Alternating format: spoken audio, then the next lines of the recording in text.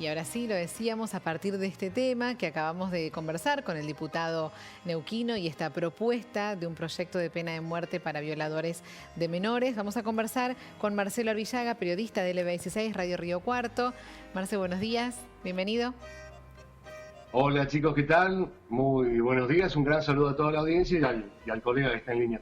¿Qué tal, Marcelo? ¿Cómo te va? Hola, Alejandro. Alejandro Polizo es periodista de Neuquén, justamente porque queremos tener una mirada allí propia, local, de lo que es este proyecto, que ha tenido repercusión, polémico, por supuesto, y polémico a nivel nacional. ¿Cómo te va, Ale?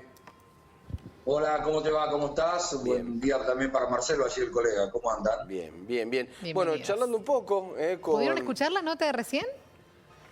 Sí, atentamente, atentamente. Escuché en realidad muy poquitito porque obviamente me enganché solo en el final, pero yo hablé esta mañana con Francisco Sánchez cerca de las 8:20 de la mañana, mantuve un diálogo en nuestro medio como de más o menos 20 minutos aproximadamente, así que conozco bien el caso. Conozco bien su pensamiento, digamos.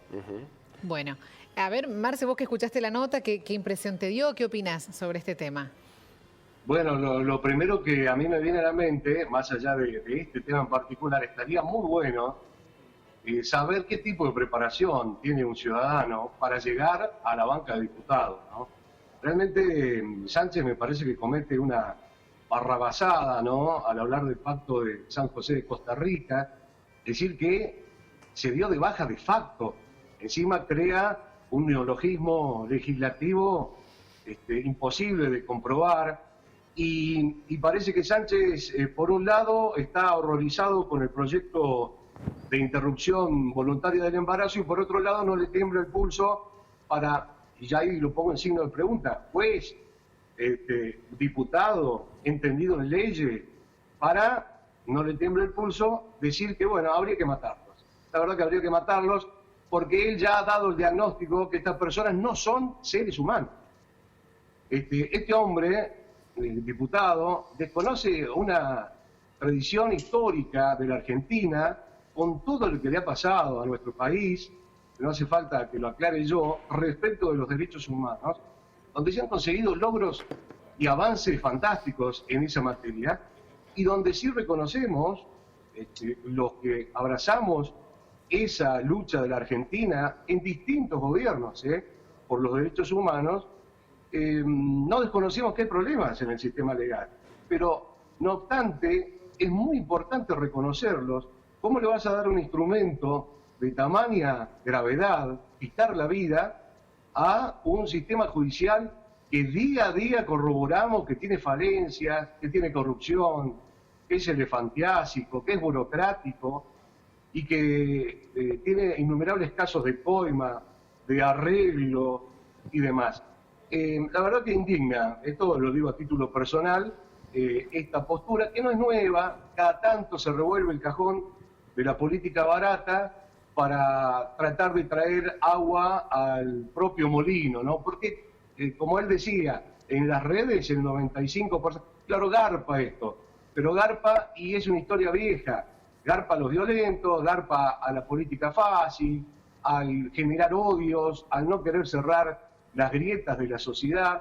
Me parece muy lamentable en este contexto que estamos viviendo. Además, comparar, menos mal que estaba Mariano y vos, Merce, para aclararle que no tiene nada que ver un proyecto con este otro que muchos violentos van rescatando de la historia cada tanto con réditos políticos. Es mi humilde opinión, ¿no?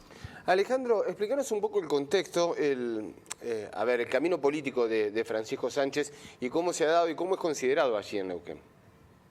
Mira, en principio esta historia de la pena de muerte para nosotros los neuquinos no es nada nuevo. El 12 de agosto del año 1997, hace 23 años y fracción, la diputada Norma Miralles de Romero, justicialista, diputada del gobierno de Menem, propuso la pena de muerte con sufrimiento previo. No sé si se acuerdan, unas declaraciones bastante lamentables en ese momento, ¿no? Estoy hablando hace 23 años atrás, en un programa de la radio AM de aquí local que conducía Mario Chipitelli, un periodista muy reconocido aquí en la región. Así que no es un tema nuevo. En cuanto a la historia de Francisco Sánchez, integraba el gabinete de Horacio Pechi Quiroga, el intendente que falleció antes del 10 de diciembre, que fue intendente durante 20 años aquí en la capital. Posteriormente de haber sido funcionario de su gobierno, integró la lista de concejales por el mismo partido político, digamos, esa fusión entre el PRO, el Recrear, no sé si se acuerdan que era toda una melange de política. Integró el Consejo Deliberante, fue durante 4 años concejal y previo a la finalización de su mandato integró la lista de diputados nacionales. Esa es la trayectoria política conocida, digamos, en materia de cargos, que es lo que a ustedes les interesaba. Después seguramente ha sido militante durante mucho tiempo, yo eso lo desconozco la historia de militante, pero sí conozco la historia de su carrera política. Fue funcionario 8 años, 4 años concejal y durante este periodo le ha tocado ser diputado nacional. ¿Ya ha presentado otros proyectos así, polémicos, dentro de su ideología y su forma de pensar? No sé si ha tenido proyectos. Él obviamente está claro en su forma de expresarse y además lo conozco personalmente y he tenido muchas charlas con él. Digamos, de lo que tiene que ver justamente con el tema de los debates y demás, tanto cuando era concejal como funcionario, como ahora diputado. Él es pro vida, eso está claro. Sí, está claro. Lo que pasa es que esta mañana hablábamos justamente de eso, ¿no? Digo, ¿cómo se condice que una persona que es pro vida, por otro lado, propone de alguna manera la pena de muerte? Entonces es como que... Entonces yo le pregunté abiertamente... si esto era de alguna manera darle un vuelto, llevándolo al deporte, es como que me hiciste un buen saque y te la devuelvo con un smash, viste, al otro lado de la cancha, un como contraataque, el vuelto al hecho de que le hayan aprobado la ley en diputados, ¿no? Claro, una frase que se preguntó el diputado en un medio televisivo, dice, si estamos dispuestos a eliminar una vida del vientre de una madre, ¿por qué no eliminar la vida de un monstruo que asesinó a inocentes? Bueno, relacionado a lo que vos decías.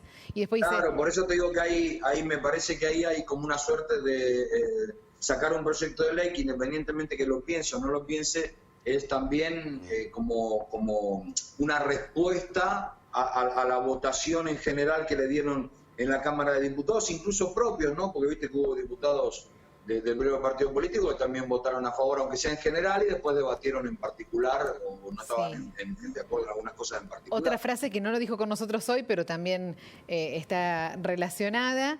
Estamos acostumbrados a ponernos del lado de los delincuentes, es hora que las víctimas tengan los mismos derechos, bueno, Marce. Esto sí, con respecto a lo que decía Mercedes, Marcelo, esto se pone mucho, ¿no? Estamos en relativo, yo no me incluyo. Sí, claro.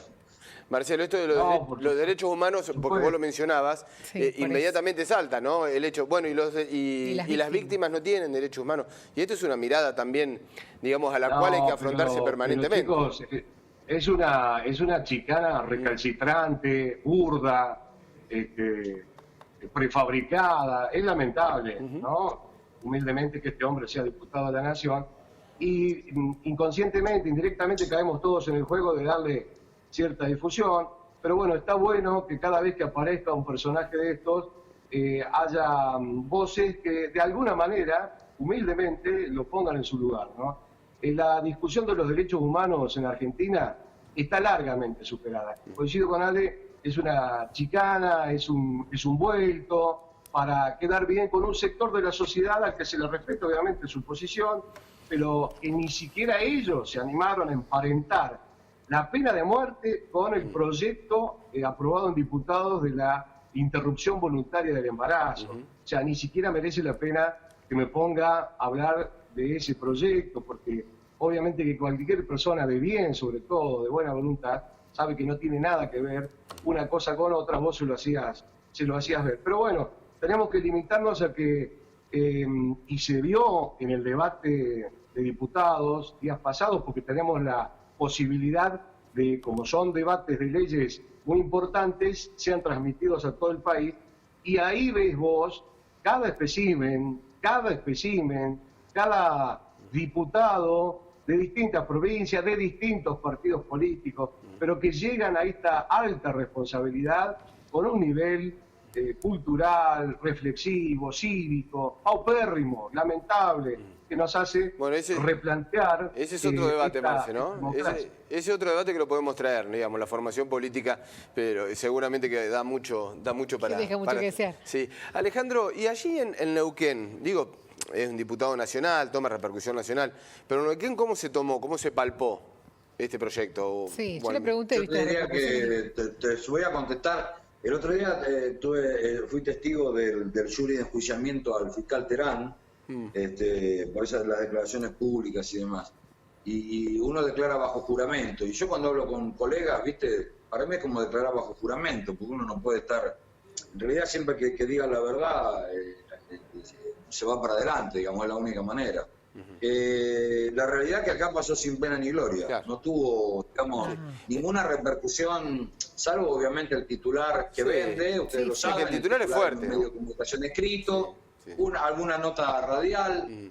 Yo creo que no fue lamentablemente, digo, porque probablemente, como decía ahí Marcelo, sería interesante que si se le va a dar prensa, que uno pueda debatir el tema, si bien o contrarrestarlo o estar a favor, no importa, cada periodista sabe lo que tiene que hacer o difundirlo, pero digo, la realidad es que no fue profeta en su tierra, no tuvo, digamos, acá demasiada repercusión, porque te repito, para nosotros no es un tema nuevo, y yo, digamos, considero que nadie tiene derecho a quitarle la vida a nadie, ni el delincuente a alguien, como pasó ayer, condenaron acá a Escobar, el joven que mató a Cielo López y la descuartizó y la tiró al río, y le dieron 35 años sin posibilidad de ningún tipo de salida en esos 35 años.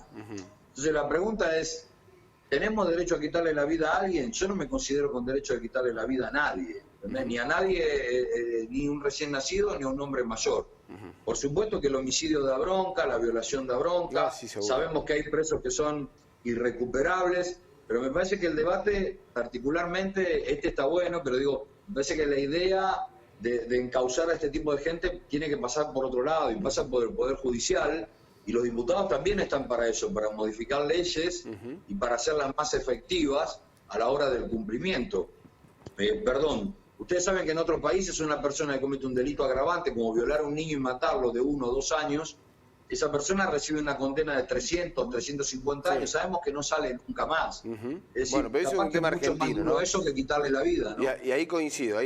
Es una revisión que nos tenemos que dar nosotros como sociedad, y el sistema en realidad lo tiene que estar dando. Claro, chicos, pero bueno, sí, el tema judicial, el tema penal, que tiene que ver indudablemente con un tema social, aunque no les guste a algunos, aunque tengan, como a este señor, ¿no?, el diputado, y que tengan el gatillo fácil en la lengua, este proyecto no tiene ningún futuro, ninguna posibilidad de ser aprobado. No va a prosperar, Marcelo. No va a prosperar.